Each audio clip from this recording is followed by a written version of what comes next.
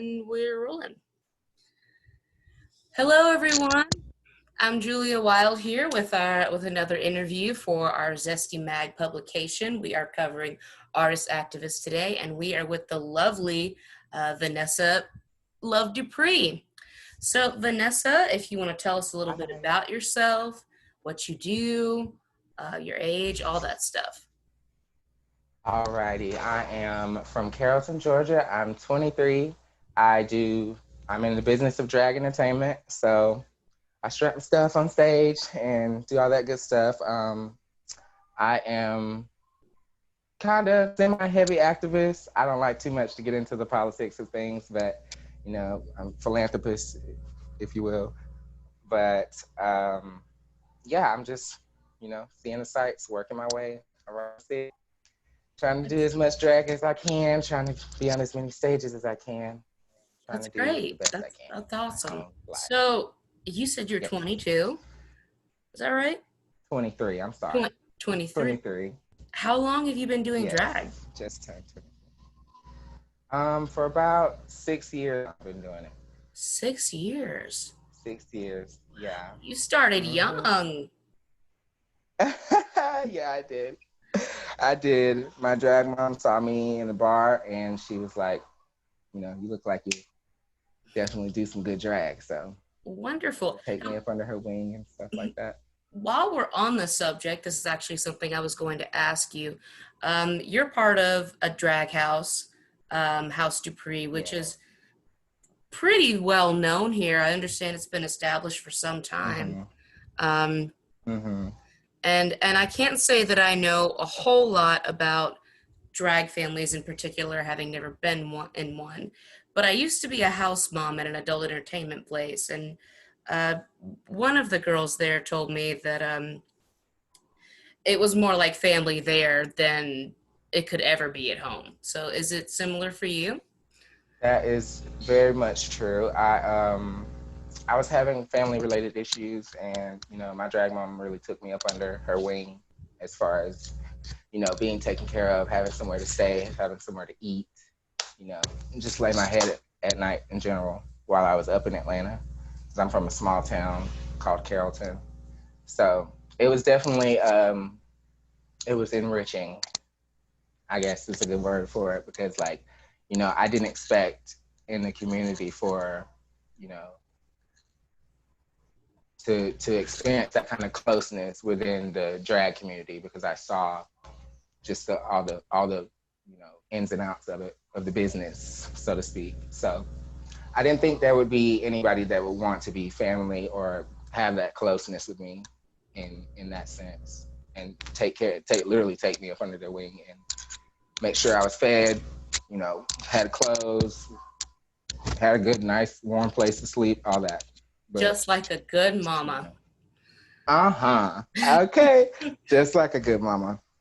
Yeah, one thing that constantly amazes me, particularly here in Atlanta, in the queer community especially, is just how really community has really been the backbone of everything in my experience.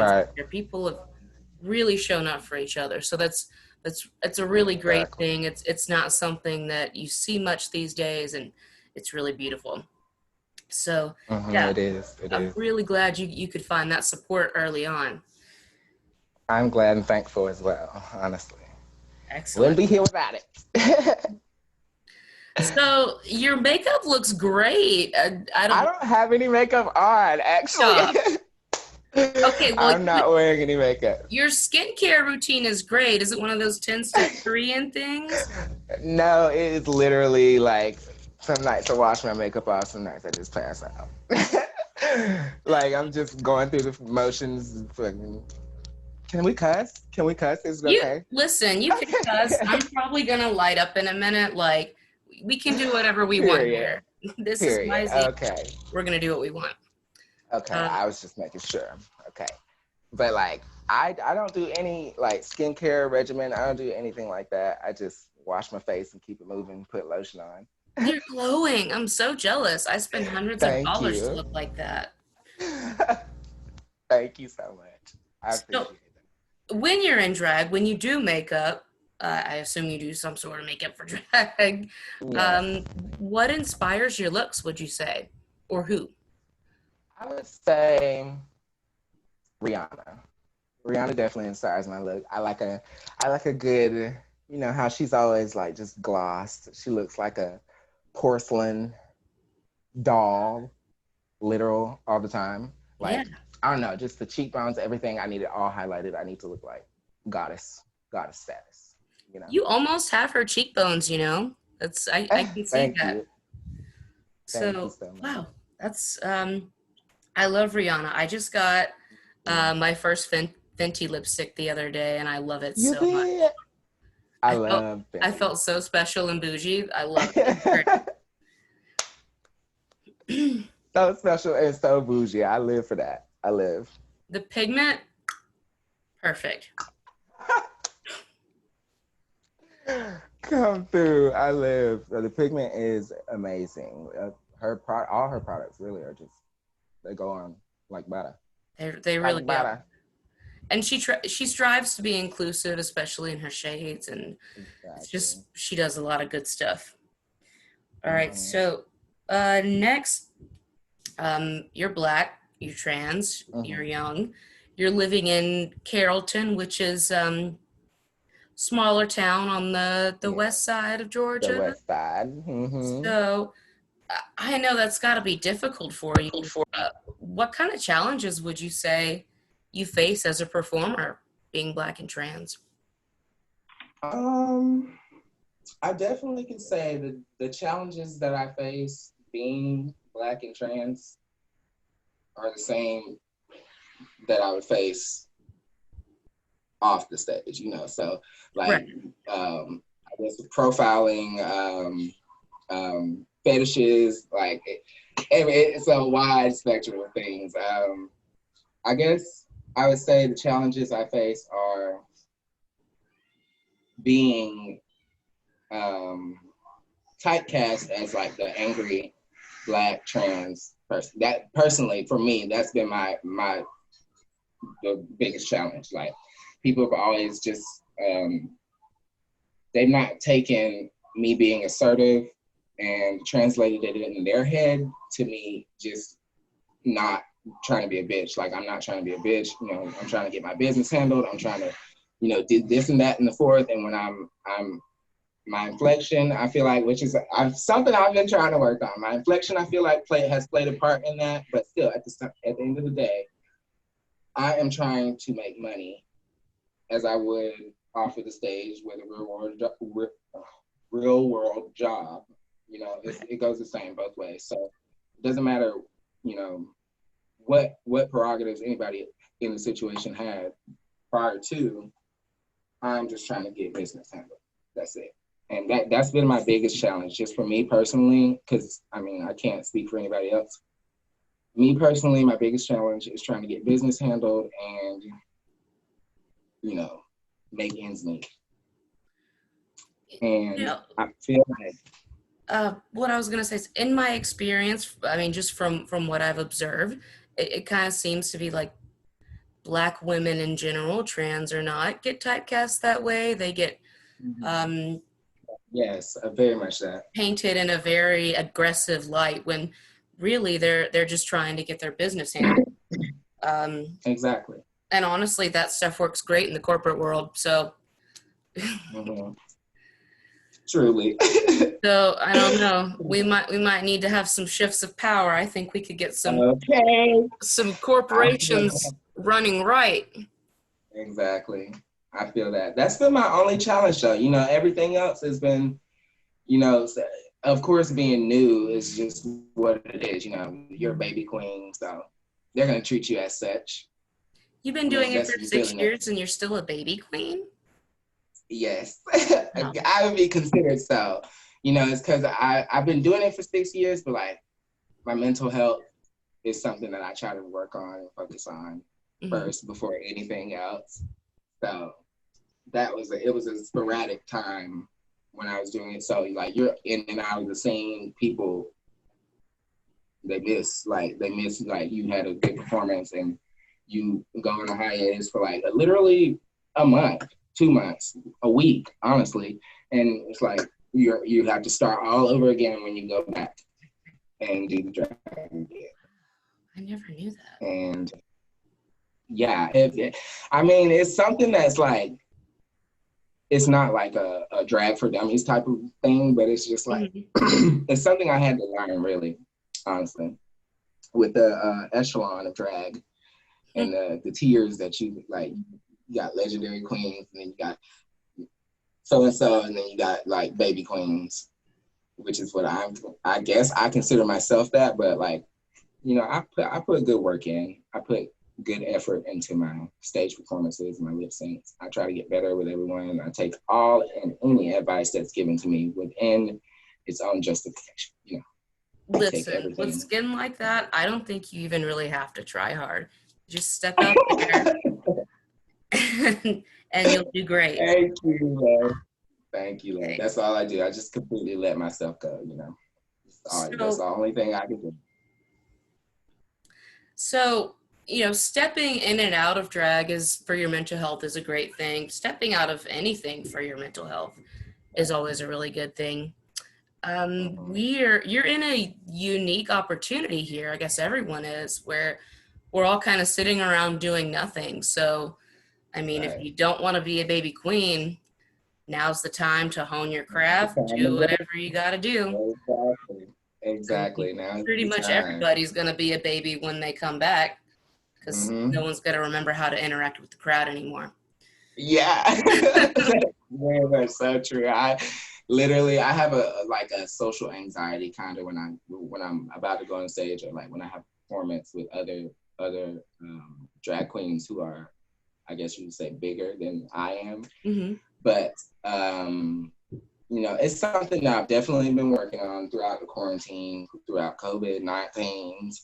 I've been just trying to center myself and make sure that I'm ready to get back on stage in front of people, because the camera is one thing, but being up there, and then, you know, if you mess up, whatever, it's like, that's just what it is. You know, you can fix it on camera, but on stage, you got to be ready for it.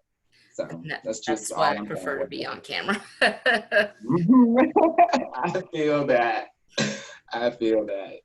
So, you know, since we're in a pandemic, like you've mentioned to me before, like every performer's mentioned to me before, you know, everyone's work is cut down to like 1/10 of what their income used to be, pretty much. So what are some ways that that fans or allies can support performers right now that you would say? I think that views really helps, since it is an entertainment business. Views really help. Sharing whatever needs to be shared. If you have a performer that you like, share them. Don't stop sharing them. If they have a GoFundMe that, you know, you want to support, or you can't support and you want them to feel the support, like share it. Like everything, I feel like right now with COVID, everything is all about the internet. Like we're all getting on the internet. People are doing online performances, all that good stuff. Like, just share it. You don't gotta give money. You know, nobody's asking. Well, me personally, I'm not asking anybody to just empty your wallet, because all of our wallets are empty right now. You know, it's fucking hard out here. But, you know, just like share whatever you can, support however you can, and just be an ally without thinking about it. Just as you would a regular person, you know. Like, I feel like when we're treated different, then it gives the impression of it being a handout, you know. But we have to work just the same as everybody else has to work, you know. Like, me and you have to work the same as everybody else has to work. Right. No matter what job you do. And I feel, go ahead, I'm sorry. Oh, no, that's okay. You can go ahead. I feel like I was going to say that it has not necessarily gotten harder, but it's more of a task to get people to pay attention when they're not in front of you immediately. You know, like if you're doing an online drag show, like it's harder to get people to like tune in, blah, say blah, say blah. you know, because people can swipe off a video, you know, but you can't swipe off me in your face, you know, twerking or something like, or Right. dancing, giving you a full 9 count. You can't swipe out of that. So it's much better, I feel like, just being on stage in that sense, because there's nowhere you can go. Exactly. Yeah. But Uh, yeah, I mean, the biggest way to be an ally is just to be an ally, if that makes sense. just do it. Just let people talk and listen for a little bit. Exactly. um, Exactly. a thing I've been doing is, sometimes whenever I think of a drag performer I like, if I know their info, I'll send them a quick $5, $10 tip, whatever I have. And I know it's not a lot, but I'm just trying to tip Yeah, them as if I would if I were at a show. So, exactly. Exactly. That's the only thing anybody can do, really, you know, I mean, truly. yeah, really.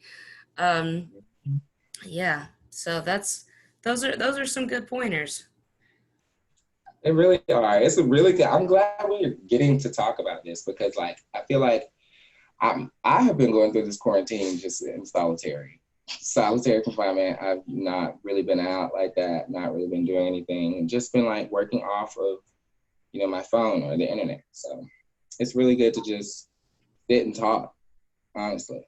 It really is. And I've been working from home since the whole thing started, and which is fun, but I feel like my whole routine is like messed up. I wear sweatpants Yeah. way too much. I don't know how to talk to people anymore.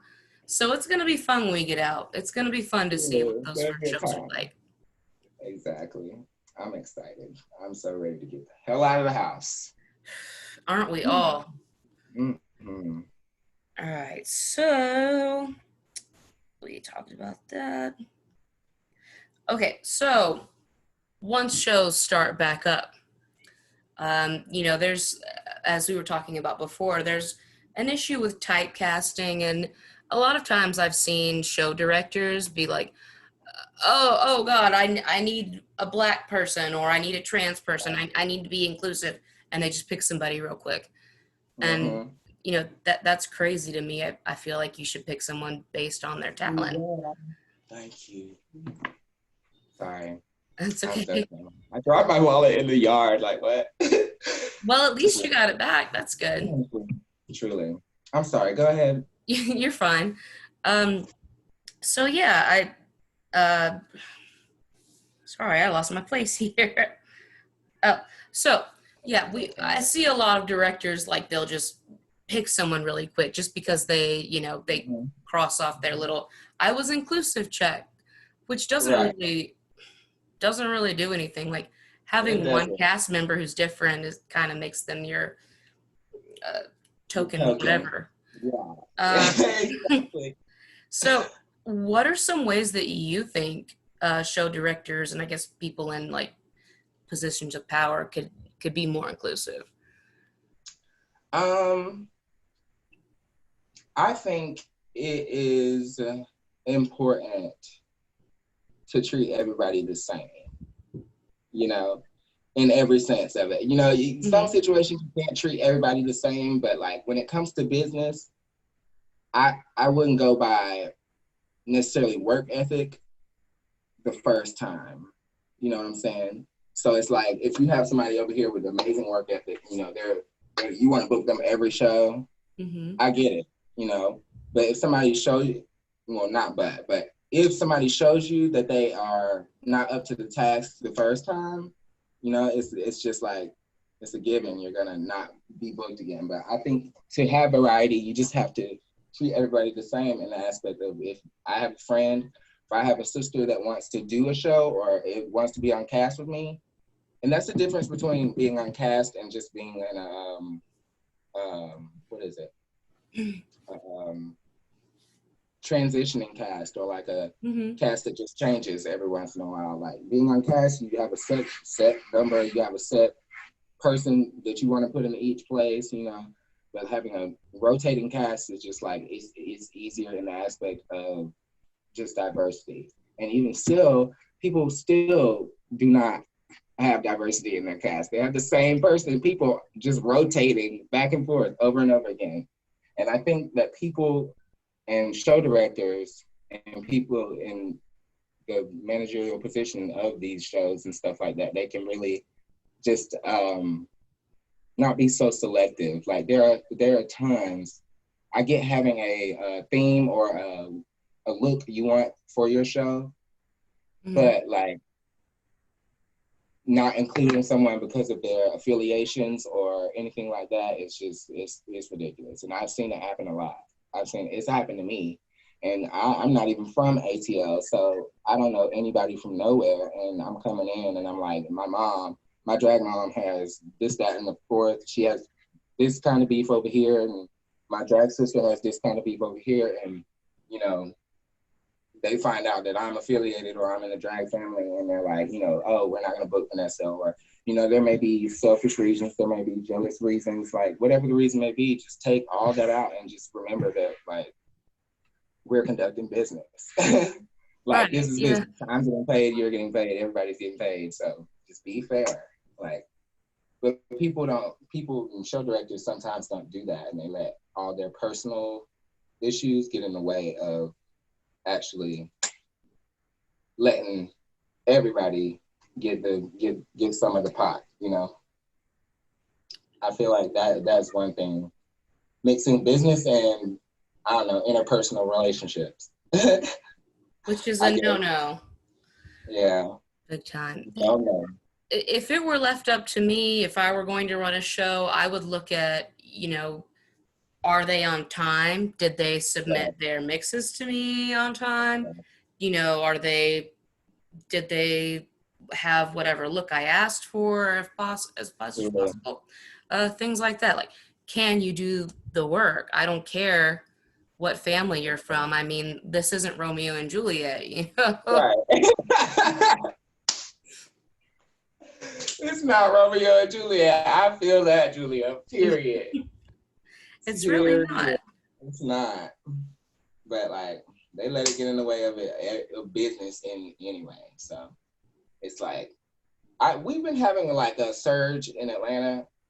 Like, I've seen a couple of show directors, like, they want to be inclusive to all and just let everybody shine in their own right. And I love that. You know, I'm the type of person where I'm not too confrontational. I don't really like confrontation. I don't like arguing. I don't like any of that. But if I have to, then it can get that. It can go there. But I don't do it. I'm very reserved until people tell me. So I try to just stay in my own lane. And I feel like that has impacted my drag, where I am in drag right now. Like, it's impacted a lot of things, like my self-esteem. As far as that, my mental health is like, had to chill out. let that shit bubble back.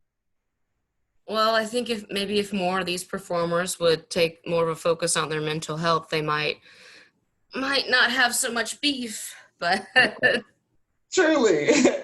Definitely very much that. They might not have so much beef if they just focus on their own mental health. Because, like RuPaul said, how the hell are you gonna love somebody else if you don't love yourself? You know, that translates to all things, like whether it be friends or partner, whoever. You can't love somebody else until you love yourself. Period. it's very true. Very true. All right, so I'm gonna follow up with our last question here for you. So we talked about being a better or being an outlet to performers during this time.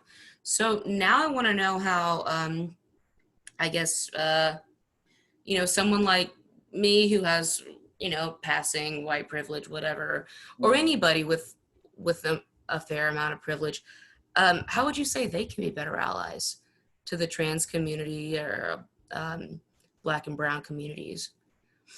I would say just know where your privilege is being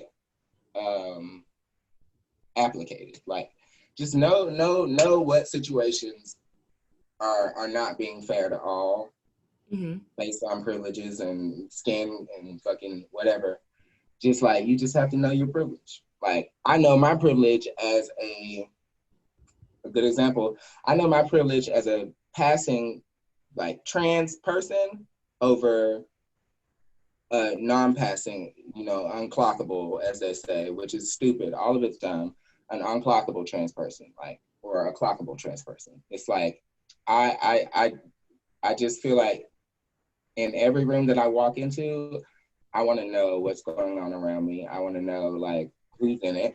I want to know what might happen, and I might honestly just go through like have that so Raven like visions in my head of some shit that might happen, and I'm like, oh, I don't want to go there, and then like I trust my gut, and I don't do it or whatever the case may be, and some shit happens, and I'm like, see, I told all y'all, like it's just that type of stuff, like you just have to watch what you say, remember what you say, remember what you're doing, like pay attention to your surroundings, and make sure that if you are an ally, you are not trying to be a martyr, like trying to go out of your way. Just, we're all humans, you know what I'm saying? Like, just be a human, treat other people like humans. That's it, you know? It's a lot harder for some people than you might It is. think. It is. I feel that. And like, to those people, I say fucking, I don't know, kick rocks. You're doing your best. I don't know. You gave me your best. Fucking kick rocks. I don't know. Well, But I love awesome. you, so I can't really relate. I think that covers all the questions that I have for you. So I'm going to open up the floor now. Is there anything you want to add? Anything you want to talk about? I wanted to add my Cashapp handle. It's Love Dupree 3C. That's all lowercase. I have a GoFundMe that I have to send you the link for the GoFundMe. Or do you have it? I have it, and I'll include all of that in the video description and in the blog post as well. So they'll be there. Yes.